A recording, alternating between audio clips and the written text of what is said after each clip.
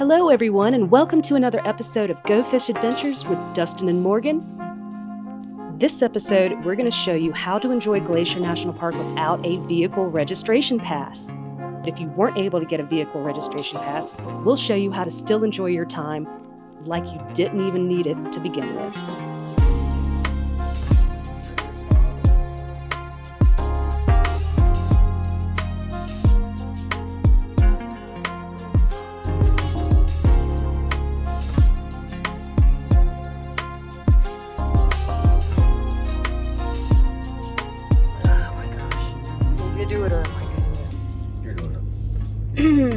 Good morning, everyone. It is 3:30 and we are headed to Montana. We were up till about midnight packing. Now it's like 3:30 in the morning. And we will be excited when we get to the airport, maybe, when we land. Headed to Atlanta. Direct flight to Missoula. Wait, Bozeman.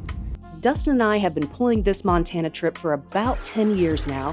Every second year, Orvis will hold their fly fishing guide rendezvous in Missoula, so we would take off, do the 3 days of classes, and then spend the rest of our week fly fishing and just enjoying life in one of the most beautiful places we can think of. One of the little tricks that we've learned is that we enjoy the drive. It's a big part of our adventure. That way we get to meet new people, see new things, just find new places. We've learned that instead of flying directly into Kalispell, which is the closest airport to Glacier National Park, we choose to fly into Bozeman instead. This is for a couple of different reasons. The most important to us is, of course, saving money. This way we can enjoy spending it in places that we would rather be spending it than on rental cars or expensive hotels. We're racing the train, can't we win? Ooh. Look at that rain coming there. The lightning? No, I missed it. I got it on camera. I hope you got it on camera. One I don't miss.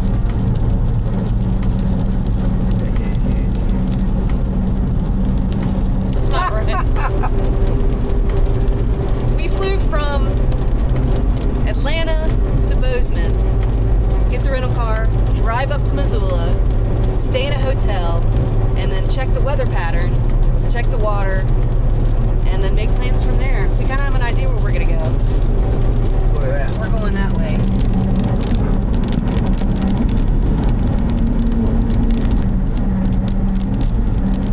More. Yay!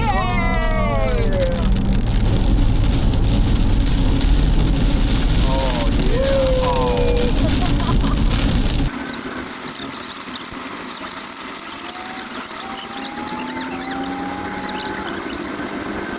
And this is why we go to a hotel and try to make plans for the next couple of days. I mean, I plan on camping. I'm gonna camp in this.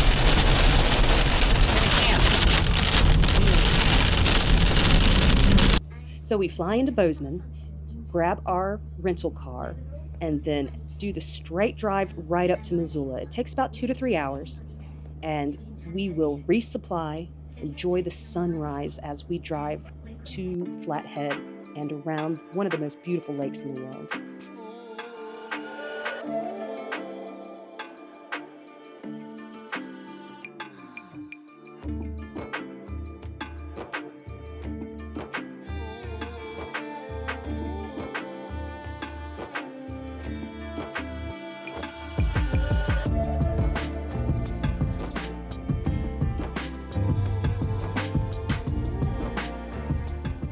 This is the Swan Mountain Range, the actual boundary between the wilderness and beyond.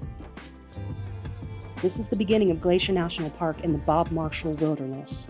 It is one of my favorite places in the entire world, and I'll show you why.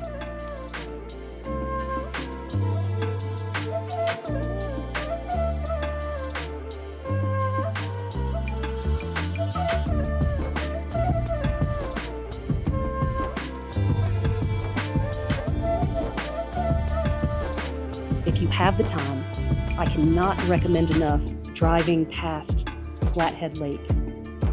It is one of the most cleanest lakes in the entire world.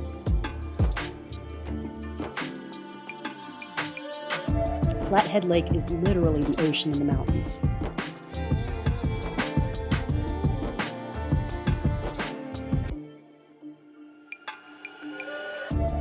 if you can drive around it, especially in the summertime, you will be greeted with fresh cherries and happy locals. It's such a great feeling to be around there. It's around the 79th largest freshwater lake in the world. And I do know it's 29 miles wide by 15 miles long, and the max depth is around 371 feet, making this the perfect place for a lake monster. So please do me a favor. If you do see the Flathead Lake Monster, send me a picture or something. I'm dying to see these for real. We're gonna go camping there. We'll do a whole section on it. It's just really, really neat. I love these local histories. Yeah, there's people there. Right. Just sitting right there. Oh, Lord, yeah, I'm gonna get me some of this. Go get you some of that. I hit that on the head.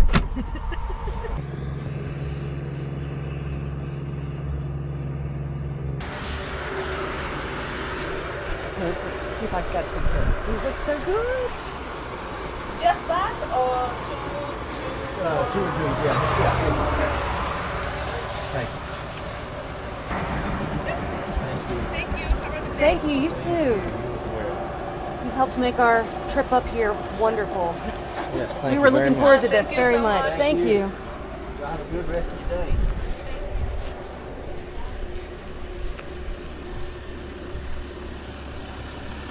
Oh my gosh! You are the hero. He found the cherries. We thought they were all gone. I could have swore I seen some little stubs sticking up. And I was like, she's like, no, they're gone. You're late. Last cherries.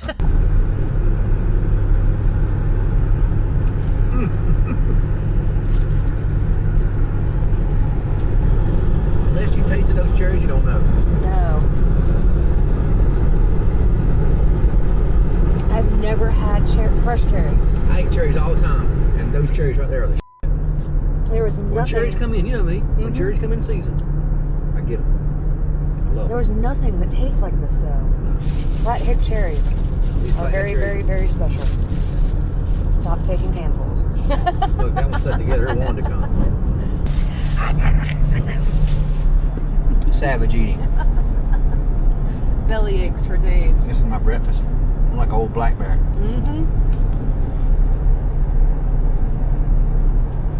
The cherries on Flathead Lake, big enough to be an ocean.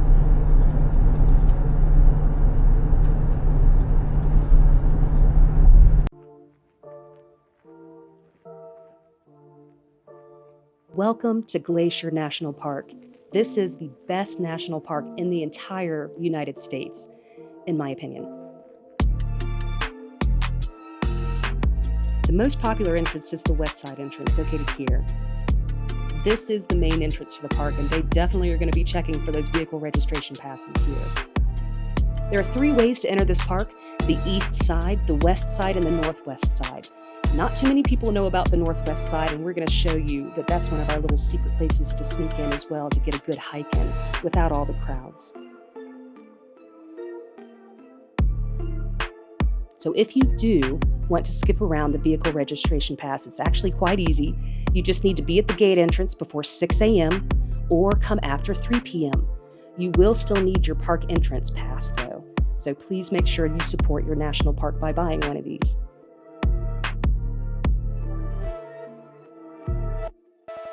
Glacier Park's boundary on the northwest side is the North Fork of the Flathead River. This river is world-renowned for many different reasons.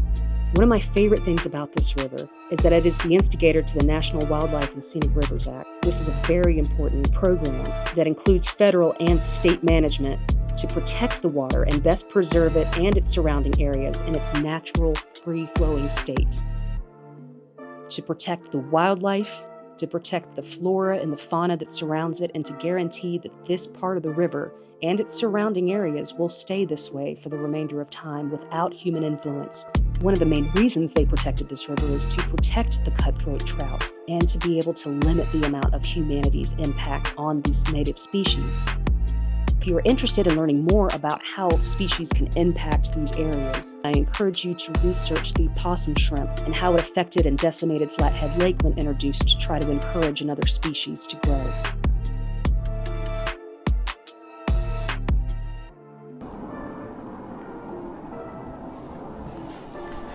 Campsite number 1. I found this place the very first time I came out here.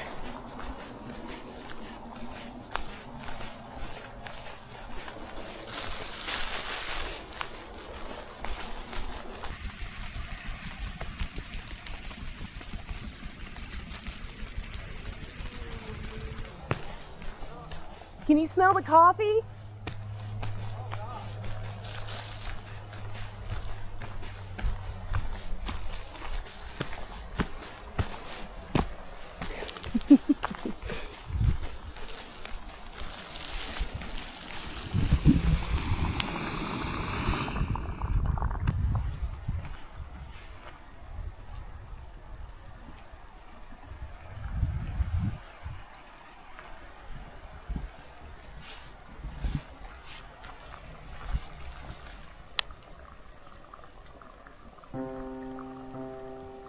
Drink some coffee.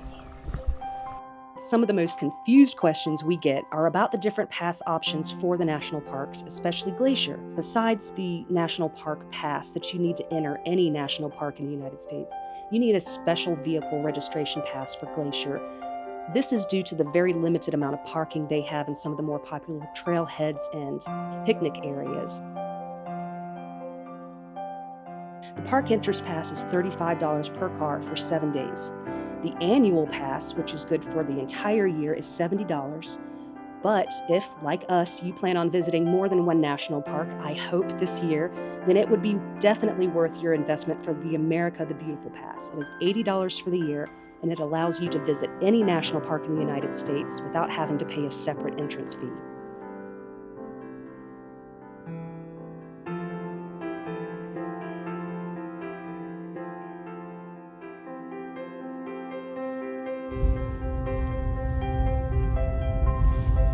If you plan on heading to the northwest entrance to Glacier National Park, you will end up driving down Camas Road and taking a right onto the North Fork Road. North Fork is dirt, bumpy, and long, so get ready for a couple of minutes drive and a new vertebrae back replacement. Sneaking into the park. 5:45 in the morning.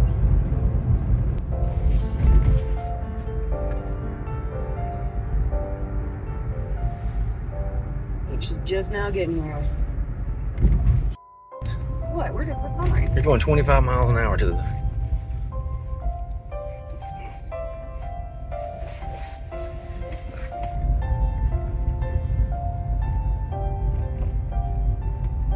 Main bridge.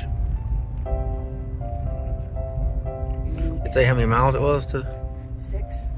Really? Mm-hmm. This is wet. Yeah. I'm gonna make a sandwich on a seat. Well, I'm gonna make it on something dry.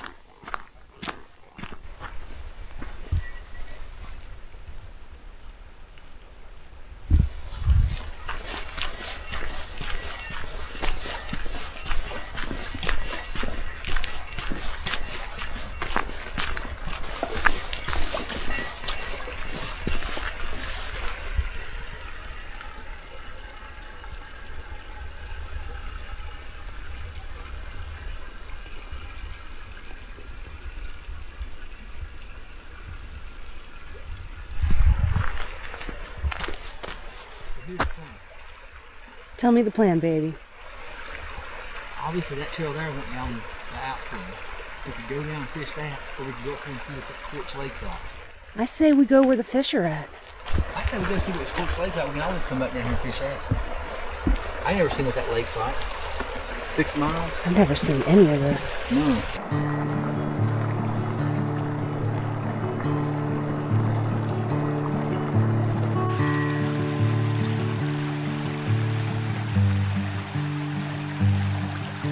We decided on Quartz Creek Trail. specifically because it was one of the least popular trails in the park. It's a 13.4-mile loop.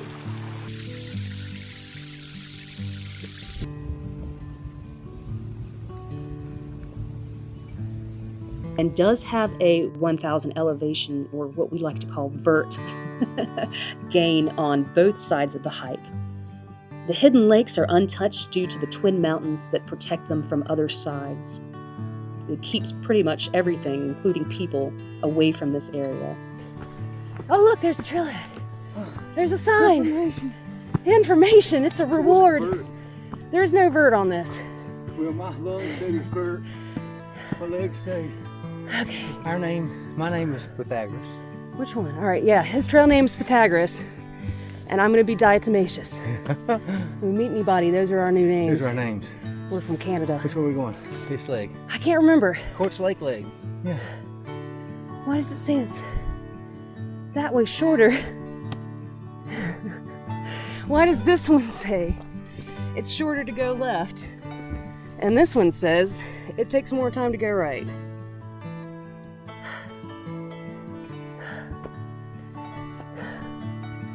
The trail less traveled is in both directions. Come right hand. More stuff this way. Let's go. We'll do the longer one. They're gonna read about us. At least we left the wallets in the car, they'll know who died out here. This thing's waterproof. Oh, that pin.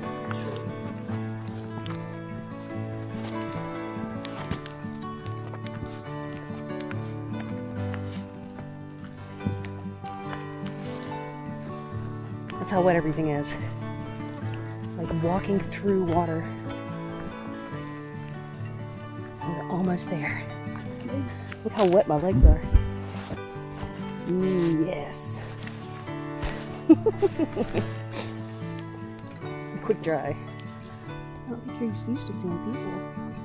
Hey, good. And Dustin's waving at him because that's not threatening at all to us. All right, we'll leave you be. Good luck in your gathering of nuts. I've got some good space. Okay.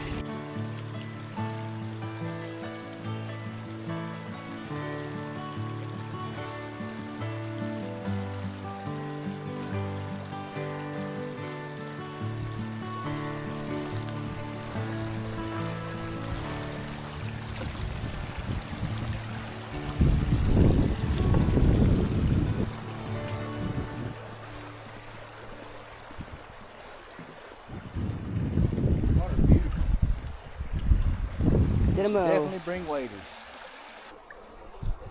It's beautiful and very desolate. All right, let's go read that sign.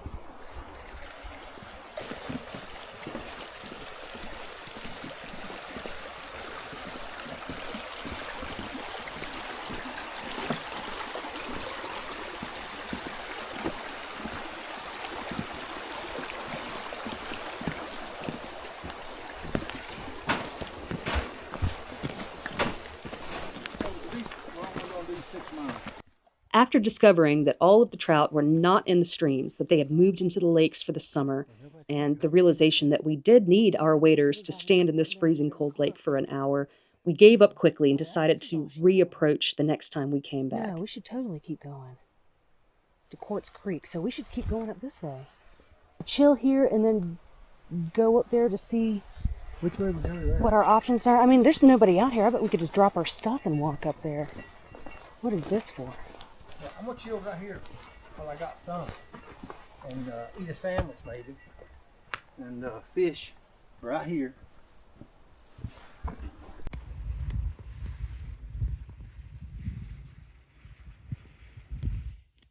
So it was a short fishing day for us, but a beautiful hike, well worth the time.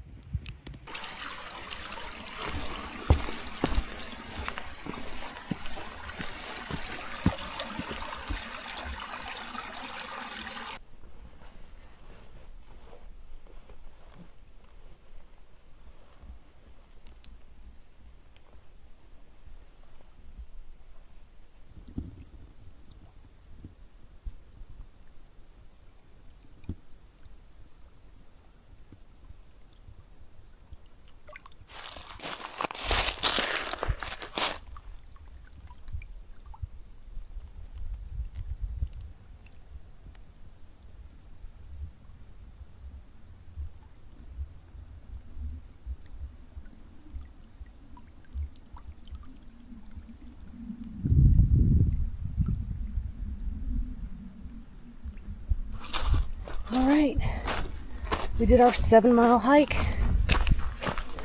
Thanks for holding my wet clothes. Let's go drink a beer. Yeah. Yeah, this guy says tourist company. Cabins for rent, fire at hospital. I think you need a...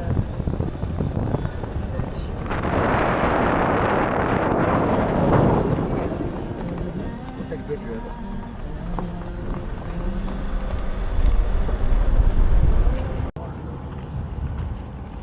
What?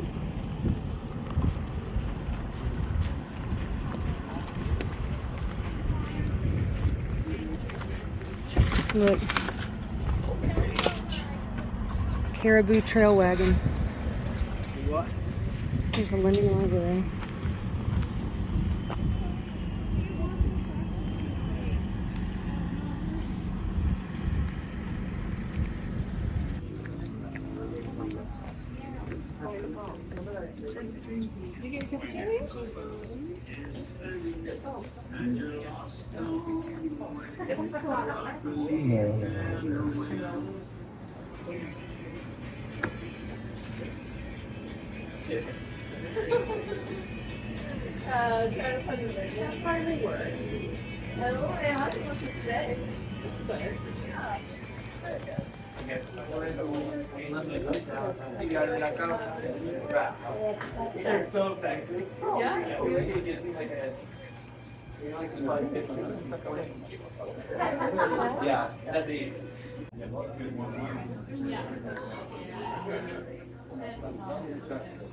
They don't make them like they used to.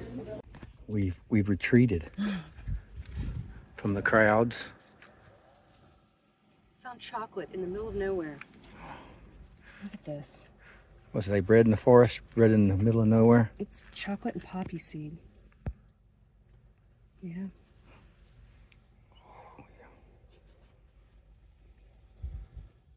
Get something besides. Is it good?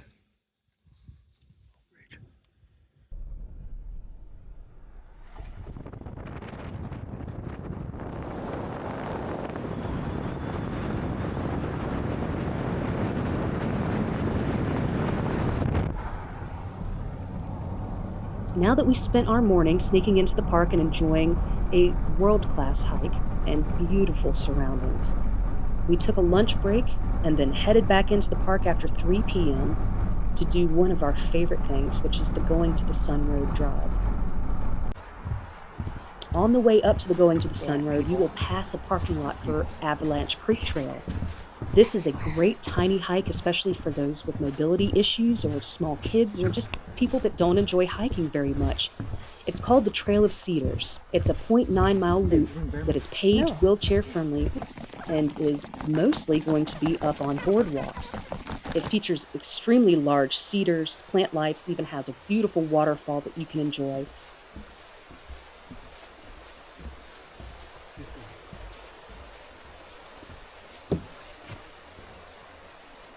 It's a big sucker.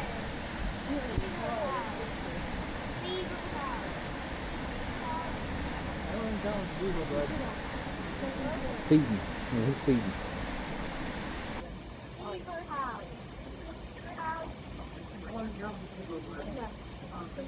Feeding. I mean, he's feeding. Bam, he just turned sideways and fed. Did you see that?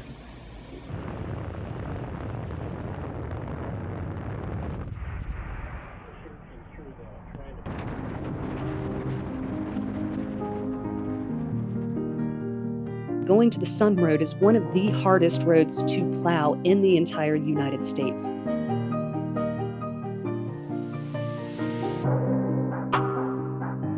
It's typically only open for about 3, 4, 5 months a year, depending on the weather, and you cannot predict whether or not it's going to be open if you plan on going in the early spring or in the later fall.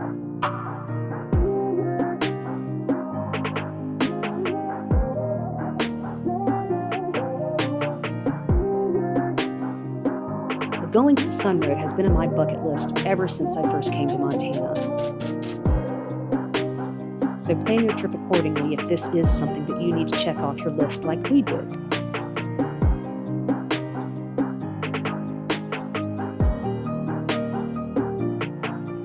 It is one of the world's most scenic drives. It took it about 12 years of building before it was completed in 1932.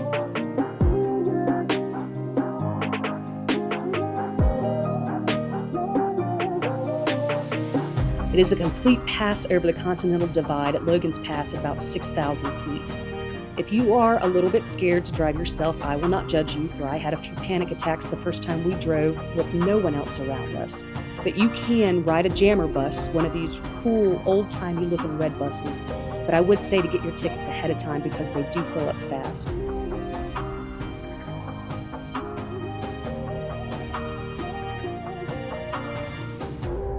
It takes about an hour to complete it from the east side to the west side of the park. So if you plan your day right, you can get into the park and up and over the pass before 6 a.m. Then you can enjoy your afternoon, maybe taking in a hike up at Logan's Pass, and then end the rest of your day on the east side of the park, enjoying the less crowded spots that they have over there, and maybe even spotting an animal or two.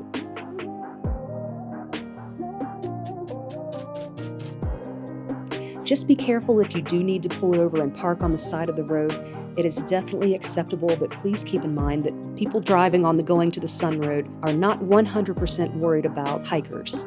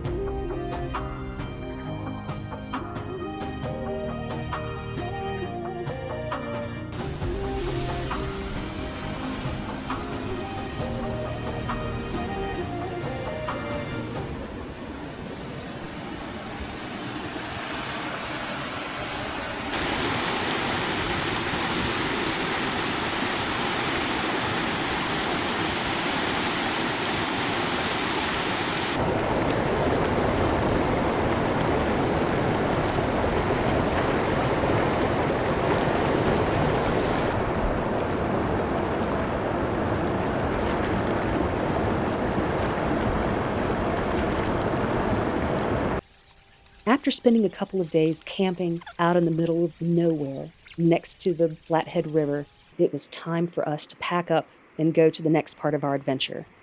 Get that on video? Good. The most beautiful camping spot in the whole wide world. Just the way it feels right now. Just had to go get the food. We have to store them from the bears here. So we did a bunch of hiking, a little bit of fishing. We tried fishing up at Quartz Creek. That was a no-go. It was a sterile creek. The lake had fish in it, though. We came back here and tried to fish, and Dustin accidentally launched the drone into a tree. So we'll be trying to get that up.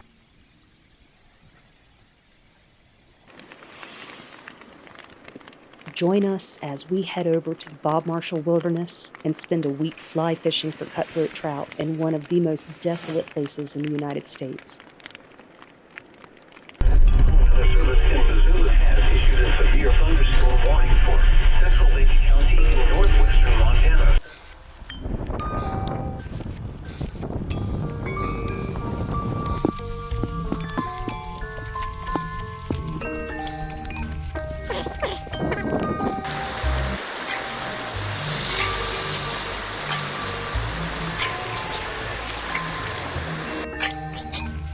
There's you right there. That's mine. What are we doing?